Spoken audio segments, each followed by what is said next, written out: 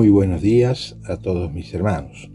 Continuamos avanzando y reflexionando en la carta a los Hebreos, capítulo 6, verso 3, y nos dice lo siguiente: y esto haremos si Dios en verdad lo permite. Interpretar este versículo es difícil a pesar de su brevedad y su simpleza.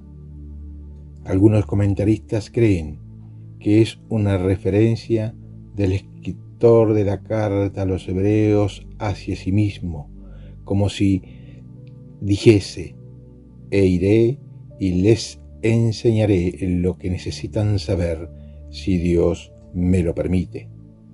Otros piensan del texto que el escritor solo busca identificarse con aquellos a quienes escribe y dice: madurarán si Dios lo permite. Y podemos pensar que las dos interpretaciones pueden estar en lo correcto. Todo gira alrededor de lo que Dios permita y la necesidad del permiso de Dios. Es la idea central. No que seamos competentes por nosotros mismos para pensar algo como de nosotros mismos, sino que nuestra competencia proviene de Dios, como bien lo expresa el apóstol Pablo en su segunda carta a los Corintios, capítulo 3, verso 5, o también en Santiago, capítulo 4, verso 13. Siempre y en todo reconocer la soberanía de Dios y los tiempos de Dios.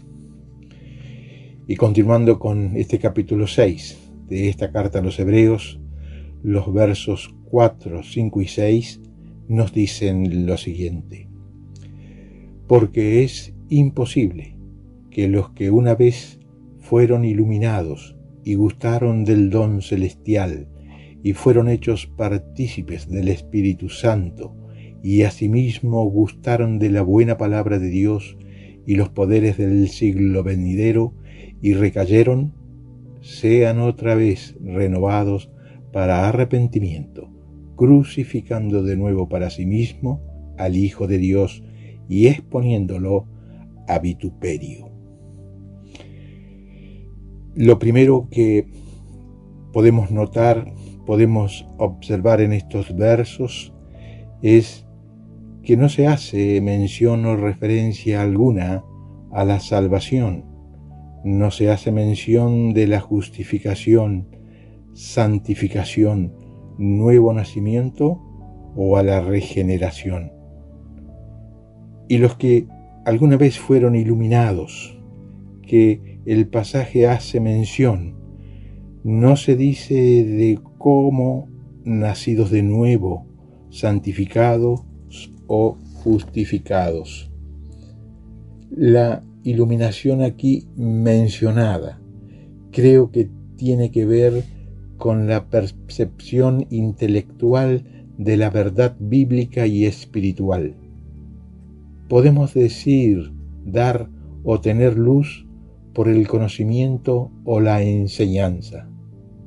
Significa estar conscientes de algo, haber recibido instrucción, estar informado al respecto, pero no tiene ninguna connotación de respuesta, de aceptación o rechazo, de creer o no creer. Y podemos recordar situaciones, por ejemplo, cuando el Señor Jesús fue por primera vez a Galilea en su ministerio, el Señor declaró que había venido a cumplir la profecía de Isaías, que se encuentra en el capítulo 9, versos 1 y 2, y Mateo, capítulo 4, verso 16. El pueblo asentado en tinieblas vio gran luz. Todos los que vieron y oyeron a Jesús vieron esta gran luz, pero no todos los que la vieron y la oyeron obtuvieron la salvación. Ver la luz de Dios es una cosa y aceptar la luz de Dios es algo muy distinto. Todas esas personas en Galilea, como cualquier otro que oiga el Evangelio, fueron iluminados en una u otra medida, pero al juzgar por los relatos bíblicos, pocos creyeron en Jesús. Tenían conocimiento natural, información, relación con los hechos, vieron a Cristo, oyeron el mensaje de los propios labios del Señor, vieron los milagros con sus propios ojos, tuvieron la oportunidad de ver directamente la verdad de Dios encarnada, una oportunidad que tuvieron solo unos pocos miles en la historia. La luz del Evangelio, las buenas nuevas, las buenas noticias, había irrumpido personalmente en la oscuridad de sus vidas. Y la vida de ellos nunca podría ser ya la misma. Sus vidas fueron afectadas por la impresión indeleble, imborrable que Jesús debió haber causado en ellos. Sin embargo, muchos no creyeron en el Señor Jesús, el Mesías. Evangelio de Juan, capítulo 12, verso 37. Y creo ver la misma situación en alguno de estos hebreos mencionados en estos versos del capítulo 6 de esta carta, y de quienes el autor está pensando, que fueron una vez iluminados, y por su incredulidad, la luz que ellos recibieron se volvía peligrosamente sobre ellos en juicio. Y pensar que ellos gustaron del don celestial. Y esta frase podrían ser varias cosas. Además de gustar del don celestial, estos hebreos, este grupo, había visto la luz. Y podemos decir que el don celestial más grande es Cristo el Señor, el don inefable de Dios. Segunda de Corintios, capítulo 9, verso 15. Y la salvación que brindó. Efesios, capítulo 2, verso 8. Su amor incomparable. La salvación de Cristo es el don supremo celestial. Y pienso que es el don al cual hace referencia en este verso 4 de este capítulo 6 de la carta. Sin embargo, ellos no recibieron este gran don, no lo celebraron, solamente lo degustaron, lo probaron, y ni lo aceptaron ni lo vivieron, solamente lo examinaron. Y esta situación contrasta con la obra de Jesús por nosotros, como nos dice el escritor de la carta a los Hebreos en el capítulo 2, en el verso 9. Habiendo gustado la muerte por todos los hombres, la bebió completa. Y podemos recordar que Jesús le dijo a la mujer samaritana en el pozo de Jacob, en el Evangelio de Juan, capítulo 4, verso 10. Si conocieras el don de Dios, y quién es el que te dice, dame de beber, tú le pedirías y él te daría agua viva. El Señor Jesús le estaba hablando a la mujer del don de la salvación, del agua viva que lleva a la vida eterna. Verso 14 de este Evangelio de Juan, del capítulo 4. Y quienes beban de ella, no que la sorban o la degusten, sino que la beban, recibirán la salvación y salvación eterna. El Señor Jesús, allí en Galilea, les dijo a quienes le oían, yo soy el pan vivo que descendió del cielo. Si alguno comiere de este pan, vivirá para siempre. Juan, capítulo 6, verso 51. La salvación eterna viene de comer, no solamente de gustar el don de la salvación de Dios en Cristo. Y creo que uno de los ministerios del Espíritu Santo previos a la salvación es dar a quienes no han recibido la salvación una degustación de las bendiciones de la salvación. Es parte de su ministerio el acercar a las personas a Cristo. Pero degustar no es comer. El Espíritu Santo nos dará una degustación, pero no nos obligará a comer. Dios puso la bendición de la salvación en los labios, por así decirlo, de estos hebreos, pero aún no la habían comido. Ellos la degustaron, y esa degustación vino de lo que ellos habían visto y oído. Y como muchas personas han visto el poder transformador de Cristo y han oído el Evangelio, han oído esas buenas noticias, pero aún no se decidieron en comer y disfrutar de sus bendiciones. Y dice que ellos fueron partícipes del Espíritu Santo.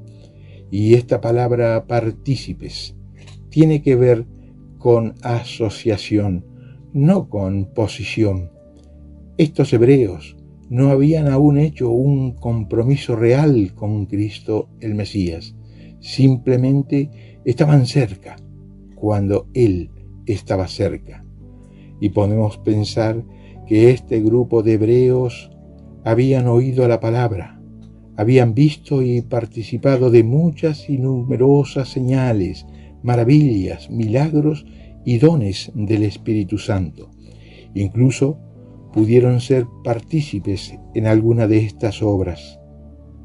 Y la Biblia nunca habla de los cristianos en asociación con el Espíritu Santo.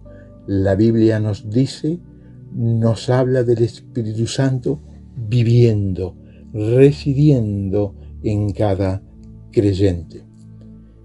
Y observando el verso 5 del capítulo 6 de la carta a los Hebreos, nos dice que ellos gustaron la palabra de Dios. Estos lectores gustaron algo de Dios. Esta vez es su palabra. Habían oído hablar de Dios, habían probado sus palabras, las habían degustado, pero sin comerla de verdad. Y hasta la recibieron posiblemente con entusiasmo y aprecio, pero no podían decir como el profeta Jeremías en el capítulo 15 y el verso 16, que nos dice lo siguiente: fueron halladas tus palabras y yo las comí, y tu palabra me fue por gozo y por alegría de mi corazón. Y este grupo de hebreos, ellos la degustaron, pero no la probaron, como la nación a la cual habló el profeta Jeremías. Y conocemos y nos encontramos con muchas personas que son así. Y podemos recordar al mismo Herodes.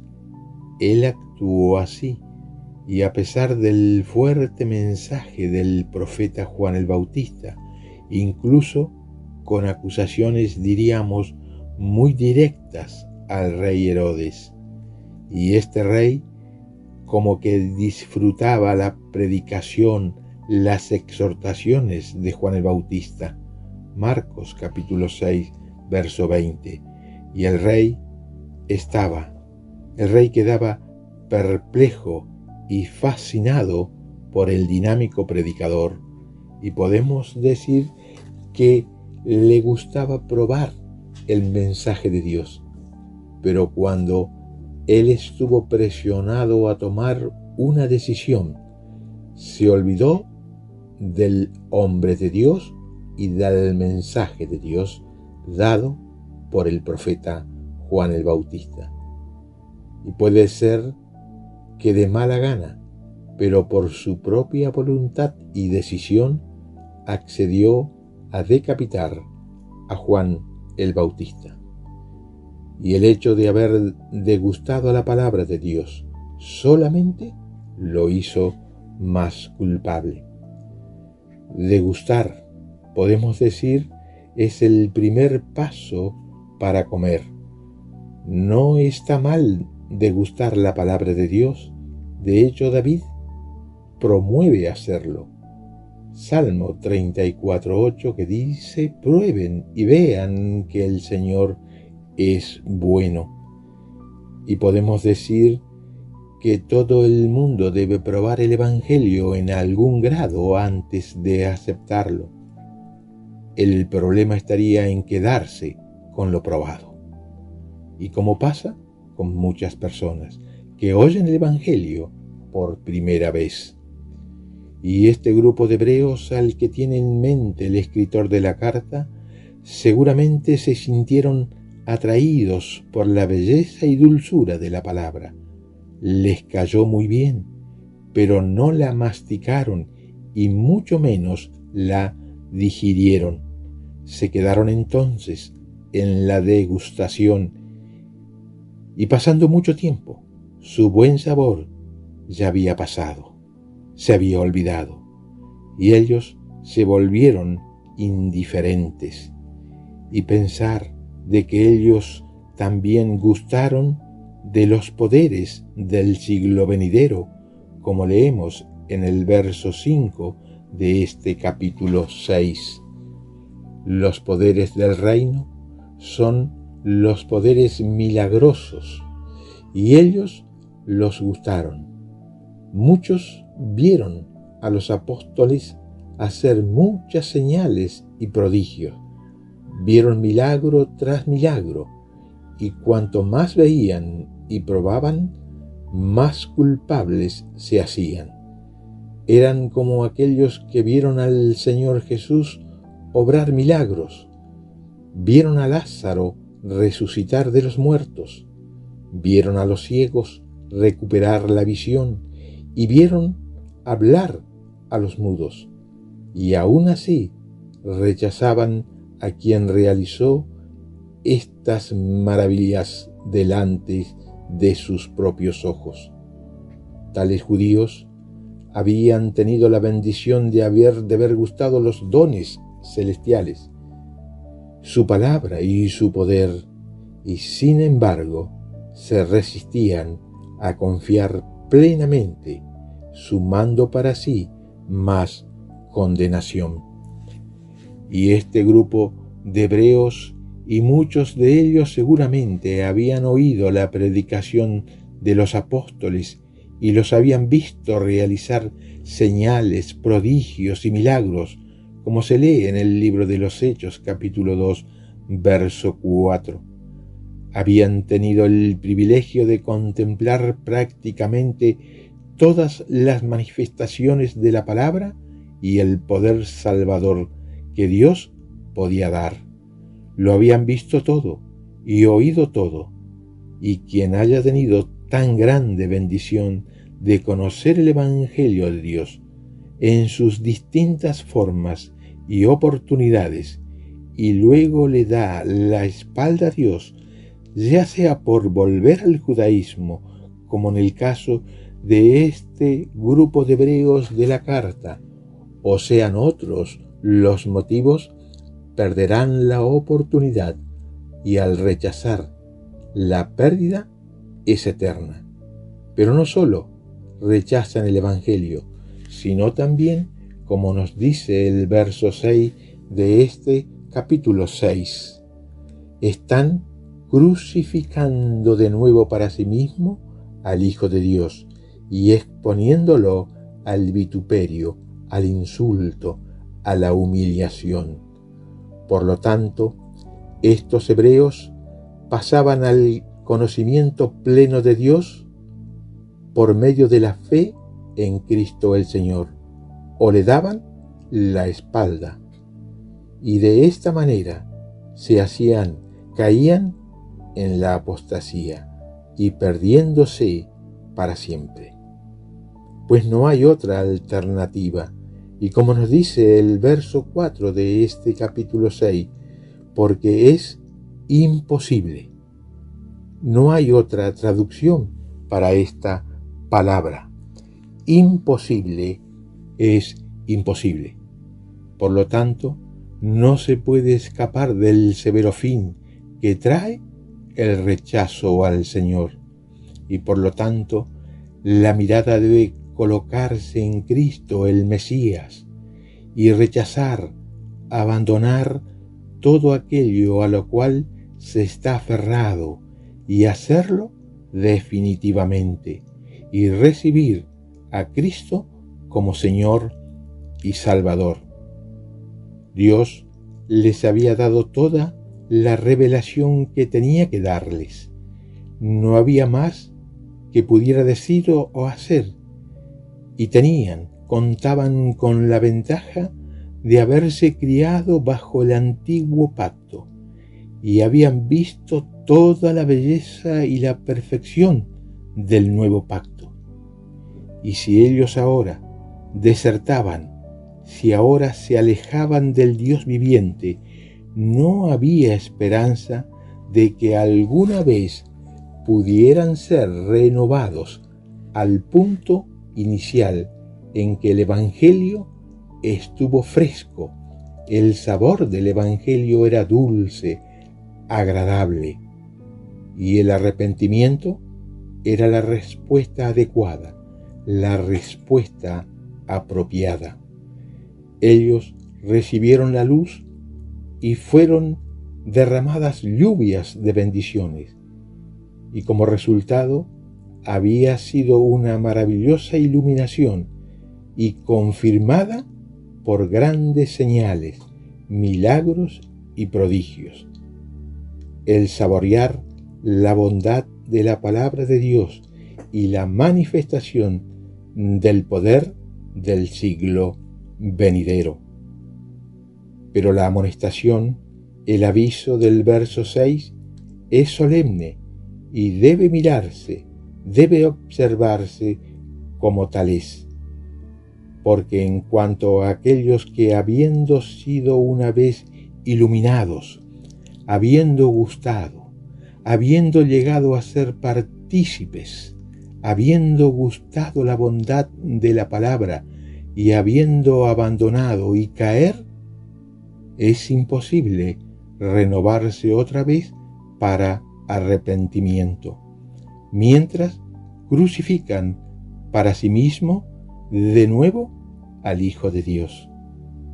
No se pone límite aquí a la gracia de Dios, la gracia divina, sino que se recalca con toda solemnidad que aquellos hebreos que habían participado de las bendiciones del grupo y según su profesión externa no podían hallar lugar para la renovación del arrepentimiento mientras persistieran en sus deseos de volver otra vez al terreno del judaísmo y sus formas, donde el Señor de la Gloria había sido crucificado, puesto que la resistencia a la obra de la cruz, como la resistencia a la obra del Espíritu Santo en el corazón de las personas, hace imposible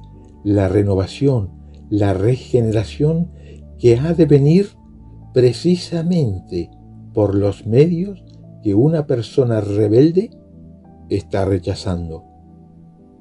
Y al mirar este grupo de hebreos, habría algunos meramente profesantes y de quienes seguramente salía el impulso de volver al judaísmo, de la manera que podemos recordar de aquellos hebreos mezclados entre la multitud en el desierto, en su viaje a la tierra prometida. Incitaban, impulsaban al resto de los israelitas a volver a la esclavitud, volver a Egipto. Por eso, el pedido, la exhortación del autor de la carta es animarlos, alentarlos, darles fuerzas a todos para seguir adelante hasta la completa comprensión de la persona y obra de Cristo, el Mesías. Y entonces, y tras este solemne aviso frente al peligro de la realidad de la apostasía, viene la exhortación que se basa sobre la convicción de que el grupo en general ha de ser fiel a su hermosa historia pasada, confirmándose el testimonio por medio de mejores cosas directamente relacionadas con la salvación, como sería continuar, perseverar con mucha más fuerza y valor el camino emprendido, y no dejando que se apodere de ellos un espíritu de pereza, y mostrar esa primera solicitud, esa misma solicitud hasta el fin, y su caminar en el Señor sea a un paso firme, a un paso constante, pues si la pereza aparece, el andar se hará lento, y si se afloja el andar, puede quedar parado del todo. Y el ejemplo lo tenían, y muy ricos ejemplos de muchos fieles, los cuales por la fe y la paciencia heredan las promesas.